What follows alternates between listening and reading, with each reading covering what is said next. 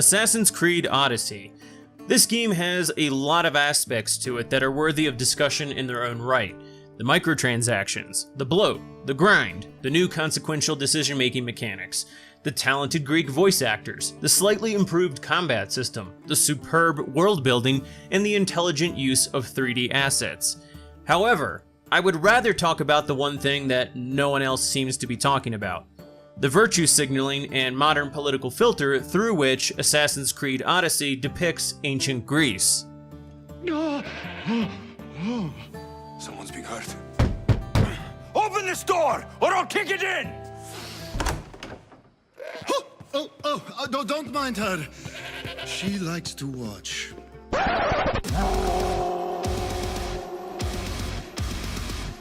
The game has countless female mercenaries and warriors running around. Women are seen on the streets of Athens fraternizing with men, and some of the most politically powerful characters in the game are women. The villages and towns are often crowded with people whose skin is so dark you might think you are in Sri Lanka. Thus, people who play the game and who don't know anything about ancient Greece might be fooled into thinking that the era and region were marked by a prominent sense of equality between the sexes, that the ancient Greek world was a bastion of modern progressive ideals and was full of diversity. But by today's standards, the ancient Greeks might actually be considered misogynists and even xenophobes. Plato, in his work The Republic, stated that, quote, "The relation of male to female is by nature a relation of superior to inferior and ruler to ruled," unquote. Thucydides once said, quote, "The greatest glory for women is to be least talked about among men, whether in praise or blame," unquote. The truth is that in most of the Greek world, women had no legal personhood and were assumed to be part of a household, the oikos, which was headed up by a patriarch called the Kyrios. Until marriage, they were under the guardianship of their fathers or other male relatives. Once married, the husband became the woman's new Kyrios. Moreover, no women ever acquired citizenship in ancient Athens, and thus women were excluded from politics. Aristotle said in his work The History of Animals, quote, "Wherefore women are more compassionate and more readily made to weep, more jealous and querulous, founder of the railing, and more contentious. The female also is more subject to depression of spirits and despair than the male. She is also more shameless and false, more readily deceived, and more mindful of injury, more watchful, more idle, and, on the whole, less excitable than the male. On the contrary, the male is more ready to help, and, as it has been said, braver than the female. And even in malaria, if the sepia is struck with a trident, the male comes to help the female, but the female makes her escape if the male is struck," unquote. Honestly, if you translated this into modern verbiage, it would sound a lot like something off the Rational Male subreddit or a Rollo Tomasi forum. That is to say, it would be a fairly accurate observation of aggregate female behavior relative to men. One-sided and lacking context, perhaps, but accurate nonetheless.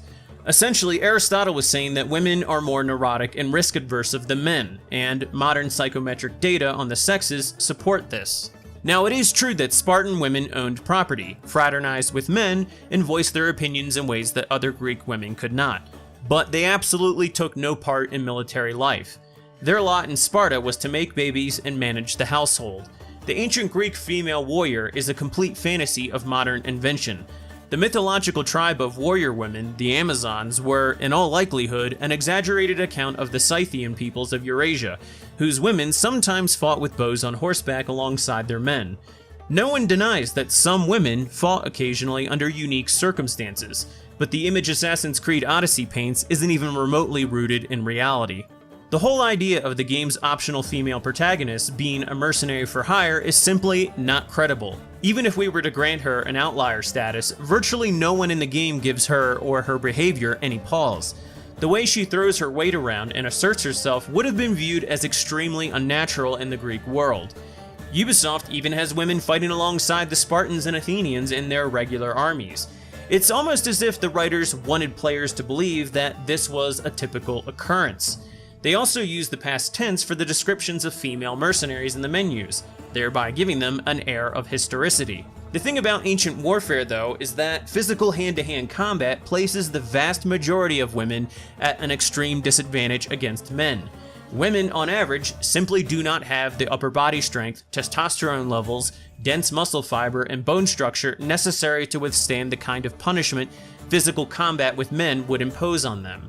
The ancient world wasn't misogynist so much as it was practical.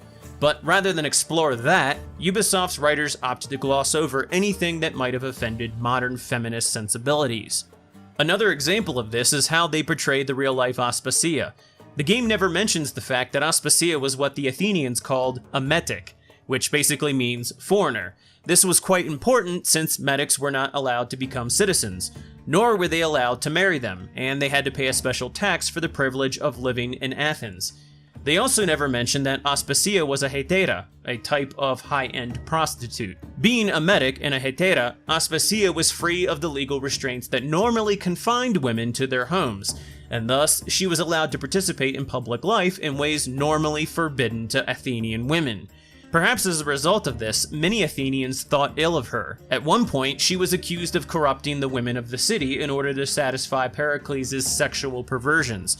Aristophanes even blamed her for the Peloponnesian War, claiming that the Megarian decree of Pericles, which excluded Megara from trade with Athens or its allies, was retaliations for Megarians kidnapping prostitutes from her brothel. To be fair though, Ubisoft does end up blaming her for the war, but of course they do so by making her the most powerful and influential person in all of the Greek world. Perhaps the worst thing the game does though in terms of deploying modern ideals is that it makes everyone in the Greek world extremely diverse in skin tone. Now to be clear, the people of the Greek world were and are mixed, but not in any modern sense. Greece has undergone several waves of migrations during the last few thousand years, but these were migrations from Central Europe and Anatolia, not Sub-Saharan Africa or the Indian subcontinent. The Greek language itself was brought in by Indo-European peoples migrating south into the peninsula from Western Eurasia. The Greek people, like all Europeans, were, and still are, an admixture of Indo-European migrations and older indigenous groups like the Western hunter-gatherers. They wasn't kings and shit. These white people be ruining our lives, man. Shit, man, let me tell you, man. The Pelasgians were most likely the original inhabitants of the Greek peninsula before the classical Greek period between 500 and 400 BCE. While the Pelasgians were not Indo-European, they were still indigenous peoples to Europe, and would not have had skin tones similar to the Dravidian peoples of the Indian subcontinent. Since the end of the Ice Age, the Mediterranean has been relatively warm, but there has never been equatorial levels of UV rays that would have put evolutionary pressure on the Pelasgians to produce higher amounts of melanin in their skin. Recent DNA testing shows us that the ancient Minoans had strong genetic affinities with Bronze Age populations from Sardinia and Iberia, as well as Neolithic samples from Scandinavia and France. Most modern Greeks share a direct lineage with the Minoans and Mycenaeans, who were the precursors to classical Greek civilization, and who were also descended from people in ancient Anatolia, who in turn probably originally came from higher latitudes in Eurasia.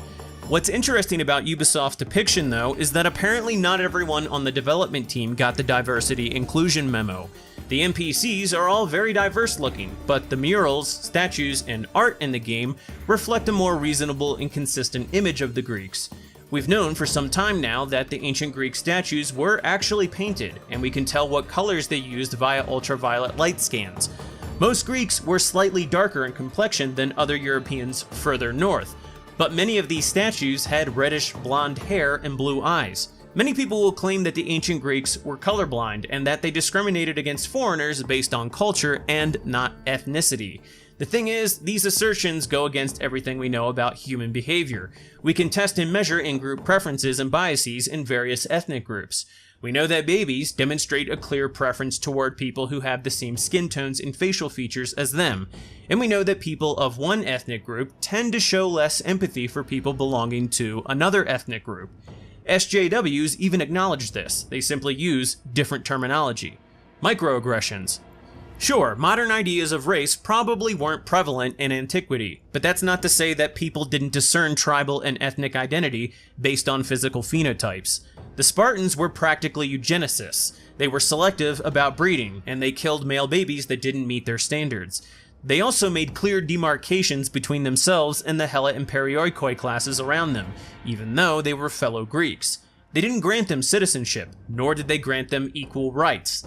It's doubtful that the Spartans didn't have at least some phenotypic traits that would distinguish them from these other groups after years of selective breeding. What's interesting though is that the ancient Greeks actually did speak of distinguishing physical phenotypes. Xenophanes, an Ionian Greek philosopher who lived in the 5th century BC, noted that different peoples believed that the gods looked like themselves. Quote, "Our gods have flat noses and black skins," say the Ethiopians. "The Thracians say our gods have red hair and hazel eyes." Unquote. Even the word Ethiopia is Greek, and it means the land of burnt faces. Generally speaking though, it seems that there were two main phenotypes in ancient Greece, dark-haired whites and fair-haired whites, as well as gradations in between. The earliest known inhabitants were of the former type. The Minoans and the Pelasgians were dark-haired whites with probably a slightly darker complexion, but again, nothing like Dravidians from the Indian subcontinent.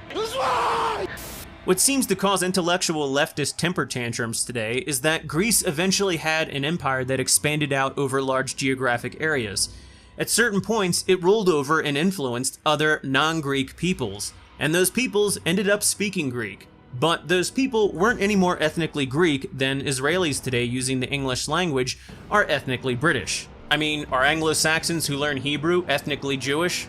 Hippocrates believed, as did many of his contemporaries, that geography and climate played a significant role in the physical appearance and character of different peoples.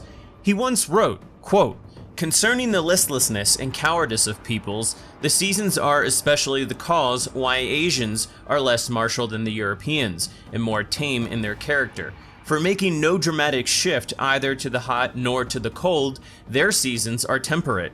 For there are no mental disturbances nor strong change of the body, from which it is more likely that the passion is roused and indulges the senseless and high-spirited, rather than when it is in a steady state.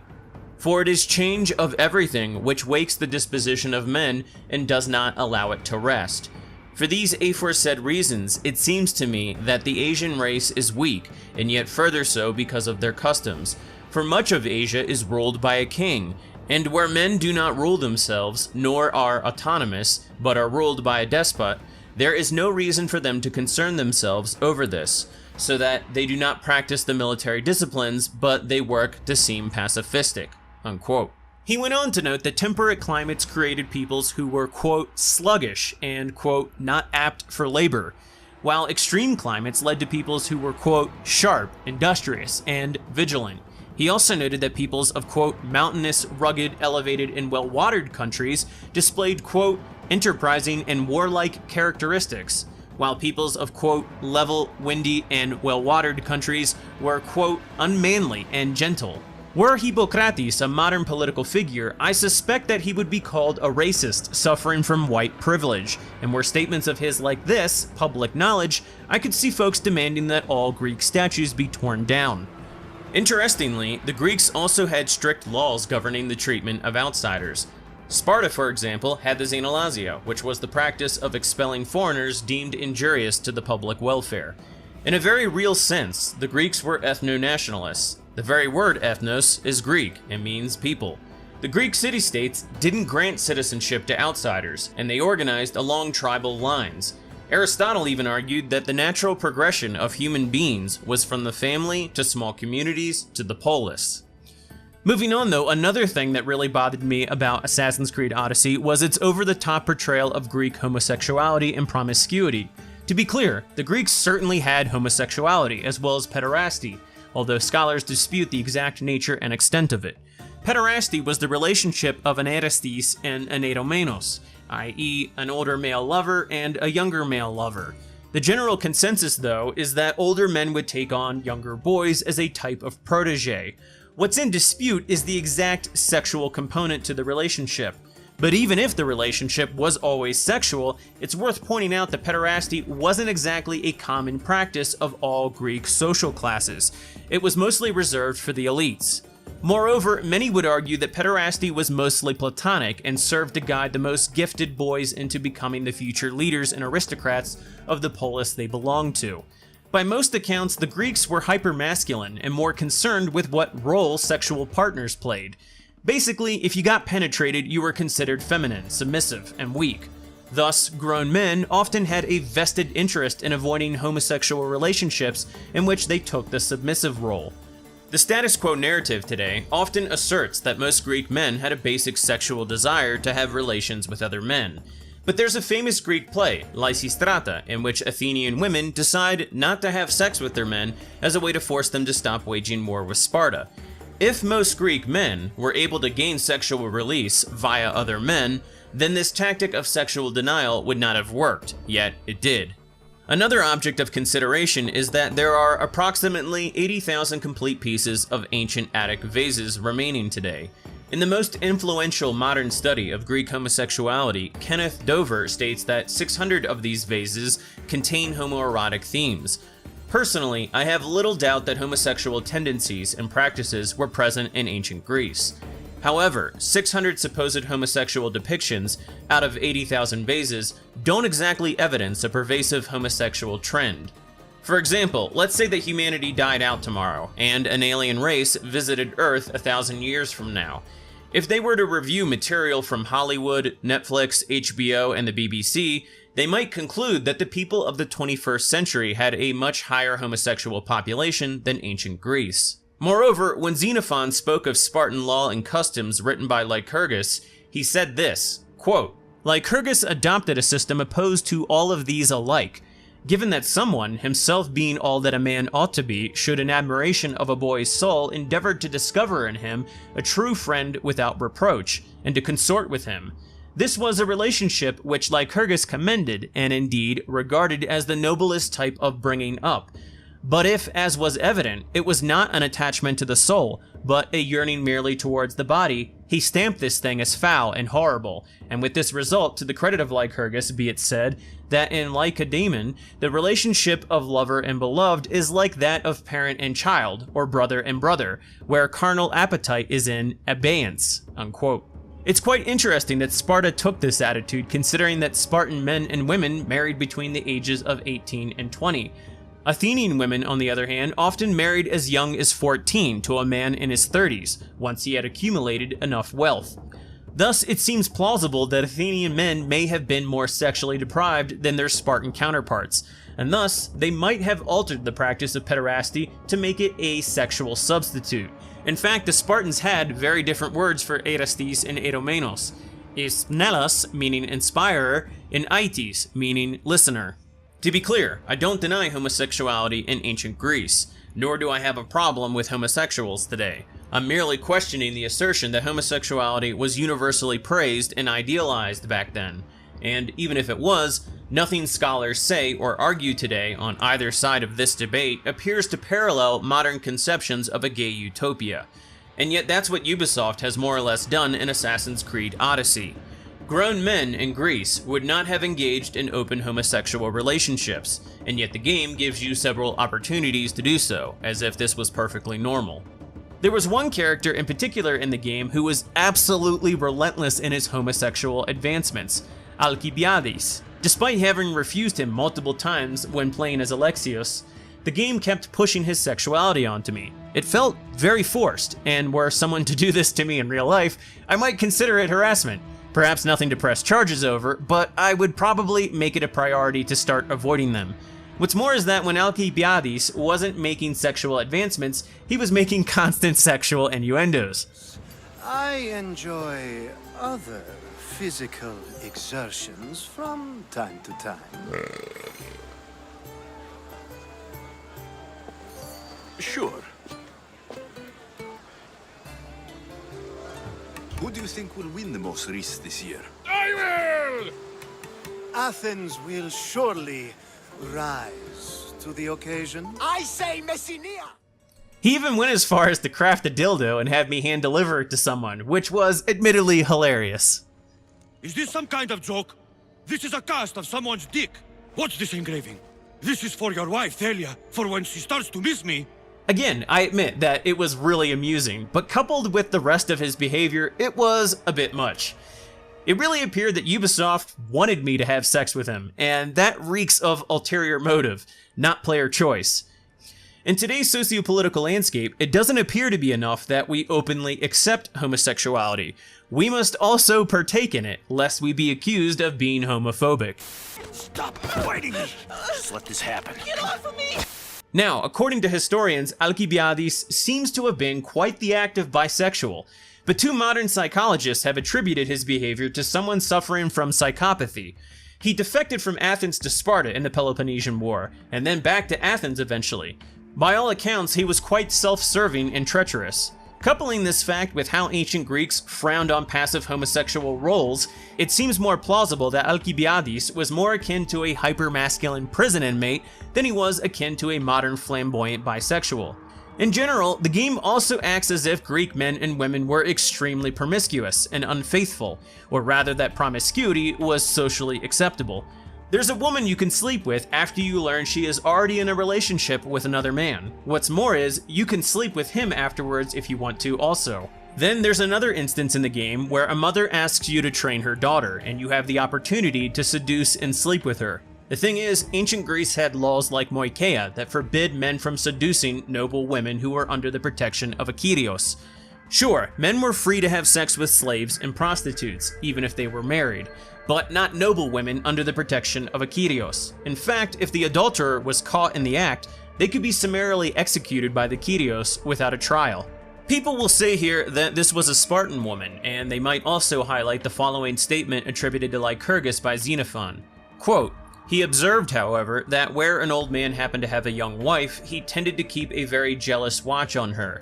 So he planned to prevent this too by arranging that for the production of children, the elderly husband should introduce to his wife any man whose physique and personality he admired. Further, should a man not wish to be married, but still be eager to have remarkable children, Lycurgus also made it lawful for him to have children by any fertile and well-bred woman who came to his attention, subject to her husband's consent." Unquote. Now, this is a very interesting and divisive aspect of Spartan life for scholars. Some argue that it suggests promiscuity, but does it? Does it say that women were free to have sex with whomever they desired, regardless of their marital status? Does it say that Spartan men could seduce Spartan women at will, absent any consequences? That would essentially null and void the concept of marriage, and we know that Spartans definitely believed in marriage, as well as the family unit. One also ought to consider that Spartan men and women typically married at similar ages, so in general, there may not have been too many older men marrying younger women. Lycurgus may have simply been addressing a rare but important set of circumstances. Concerning the very concept of adultery in Sparta, Plutarch, a Greek biographer of the 1st century AD, had this to say, quote, "The freedom which thus prevailed at that time in marriage relations was aimed at physical and political well-being, and was far removed from the licentiousness which was afterwards attributed to their women, so much so that adultery was wholly unknown among them." And a saying is reported of one Giradas, a Spartan of very ancient type, who, on being asked by a stranger what the punishment for adulterers was among them, answered, "Stranger, there is no adulterer among us." "Suppose then," replied the stranger, "there should be one." "A bull," said Giradas, "would be his forfeit, a bull so large that it could stretch over Mount Taygetus and drink from the river Evrotas." Then the stranger was astonished and said, "But how could there be a bull so large?" To which Giradas replied with a smile, "But how could there be an adulterer in Sparta? Such then are the accounts we find of their marriages." Unquote.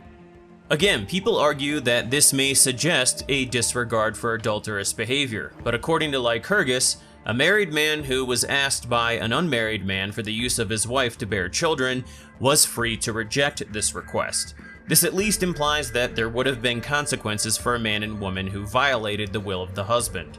Giradas thus might have been simply emphasizing how faithful Spartans were to their laws and customs, rather than alluding to open promiscuity.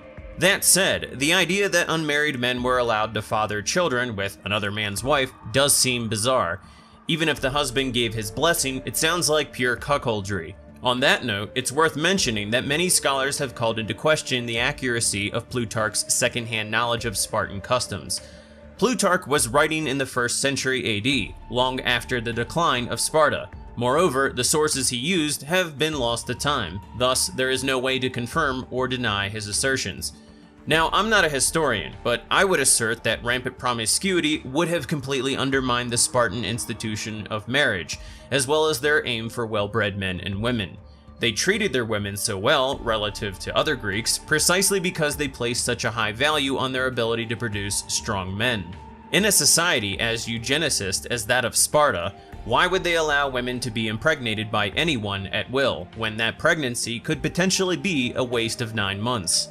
So, to come full circle, the idea that some Spartan girl in training would be allowed to have open sexual relations with the player character doesn't seem to hold up. The Spartans may have very well encouraged a guy like Alexios to father a child with this young woman, but they probably would have regulated the affair, and the woman's Kyrios would have at least been consulted on the matter, according to Plutarch at least. Okay, so it's about time to wrap this video up. To be clear, I don't think it's the job of developers to educate young people, but that said, I don't think they deserve a free pass to mislead young people either. Assassin's Creed Odyssey has a nice Greek veneer to it, but it ends up being little more than a modern feminist push for inclusion in history. One of its 2 lead writers, Melissa McCubry, did an interview wherein she discussed how the storyline wasn't, quote, gendered. But that idea flies in the face of antiquity. The Greek world was consumed by gender, just as the modern world is today. But as always, people will probably overlook this because they just want to have fun.